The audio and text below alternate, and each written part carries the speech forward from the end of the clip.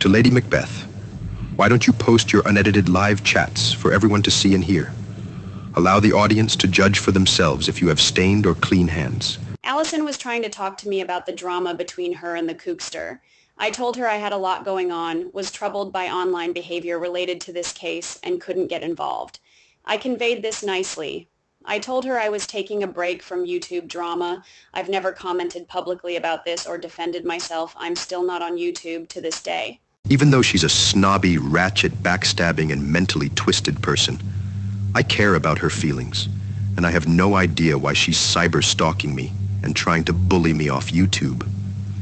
Anyway, I took a screenshot of her triad diagram, and after seeing it, do you still believe it was a coordinated effort to ice you out for not complying with their orders to attack Patty? After I participated in Patty's live stream, the simp, Fancy, and the kookster discontinued their friendship at the same time. Then, out of sheer coincidence, Fancy and the kookster ended their communication with, "I wish you the best." But Fancy did convey her message nicely.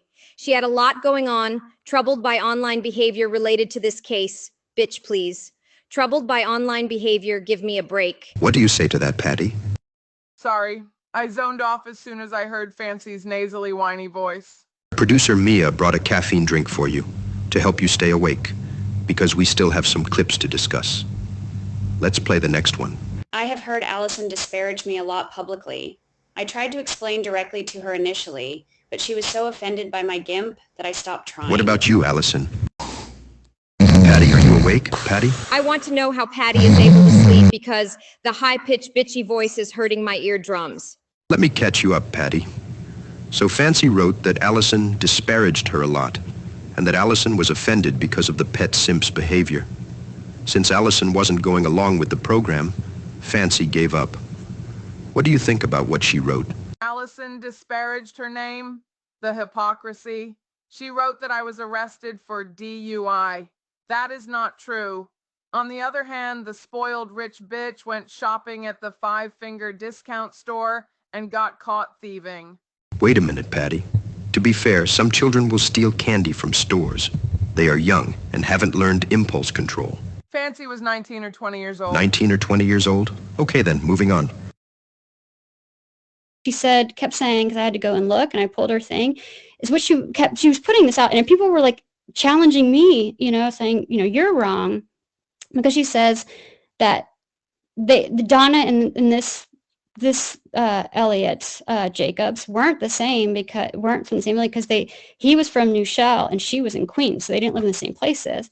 But everybody who's like from New York or lived there in New York, that it's like in the next borough. Patty, do you understand the meaning of borough? Can you please put up the picture so I can explain it to the audience?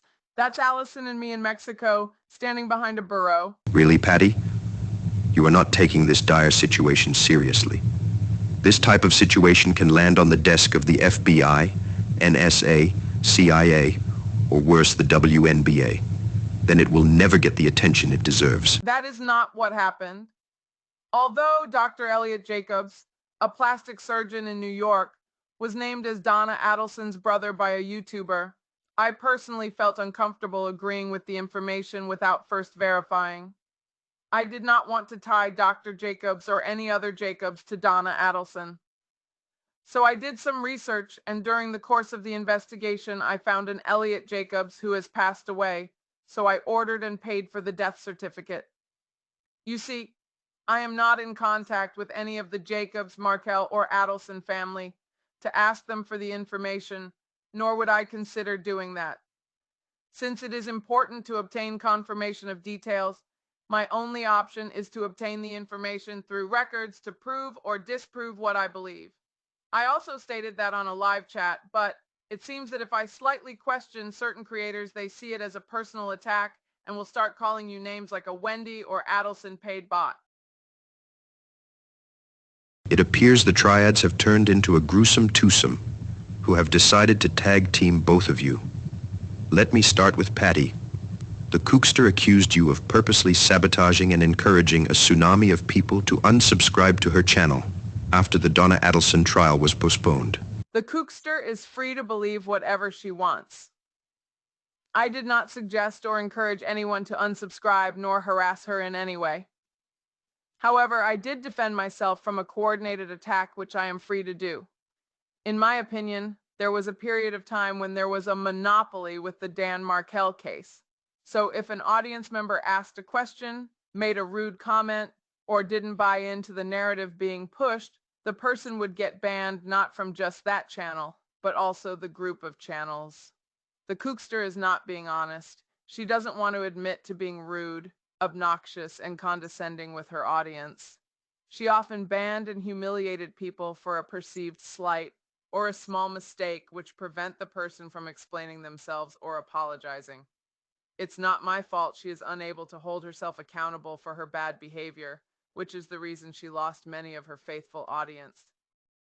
Occasionally, if you're going to make a nasty comment to me, I'm going to take your public facing comment and I'm going to put it on a billboard, so let's share it with the class. Not so much to harm the person, but to hold them accountable to their own words. I never went for anybody that hadn't struck at me first. Never, 100%, never did. That hadn't come at me in some way first. Well, there you have it. She loves to hold people accountable to her standards. We will move to the Kookster invitation, to the meet and greet in Tallahassee. So according to the Kookster, something happened that upset you, as she said. She said situation, which means either you or Susan from True Lifestyle lied about Ruth not liking you. Heads up, Susan. You are being thrown under the bus by the Kookster. I hope you saved that message from her.